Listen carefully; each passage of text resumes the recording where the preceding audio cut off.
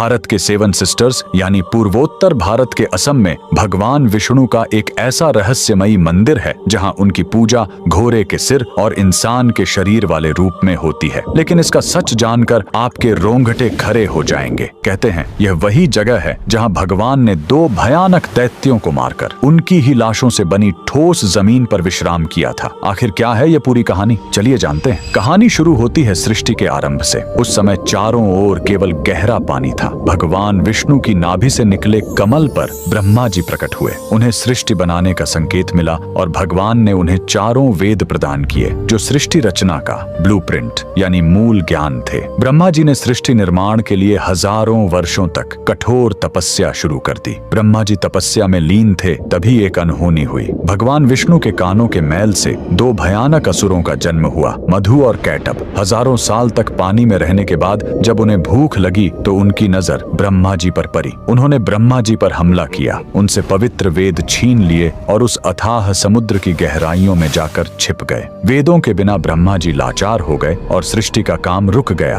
ब्रह्मा जी घबराकर विष्णु जी की शरण में गए, लेकिन समस्या बहुत बड़ी थी। मधु और कैटभ ने तपस्या करके देवी महाशक्ति से इच्छा मृत्यु का वरदान पा लिया था, यानी वे अपनी मर्जी के बिना मर नहीं सकते थे। तब वेदों को वापस लाने के लिए विष्णु जी ने हयग्रीव अवतार लिया। उन्होंने घोड़े का सिर इसलिए चुना ताकि उसकी तीक्ष्ण बुद्धि और सूंघने की शक्ति से वे समुद्र के उस घने अंधेरे में भी वेदों को खोज सके। भगवान हयग्रीव पानी के भीतर गए और असुरों से हजारों साल तक युद्ध किया, लेकिन वरदान के कारण वे मर ही नहीं रहे थे। अंत में भगवान ने अपनी माया से उन्हें मोहित किया और पूछा कि तुम्हारी मृत्यु कैसे होगी। असुरों ने अहंकार में शर्त रखी, हमें वहां मारो जहां पानी न हो, एकदम सूखी जगह। पूरी दुनिया में तो पानी ही पानी था। तब भगवान ने अपना विराट रूप धारण किया, अपनी विशाल जांघों को पानी से ऊपर उठाया और कहा, मेरी जांघें सूखी हैं, और वहीं उन दोनों का वध कर दिया। मरने के बाद उन विशालकाय दैत्यों के शरीर से जो भारी मेद यानी चर्बी निकली वो जम गई और उसी से यह ठोस धरती बनी। इसीलिए पृथ्वी को मेदिनी कहते हैं। युद्ध के बाद थके हुए भगवान हयग्रीव ने इसी नई बनी जमीन पर असम के मणिकूट पर्वत पर विश्राम किया। उन्होंने वेद ब्रह्मा जी को लौटाए और ज्ञान की पुनः स्थापना की। इसीलिए हयग्रीव भगवान को आज भी बुद्धि और तर्क का देवता माना जाता है। कमेंट में जय श्री हरि जरूर लिखें।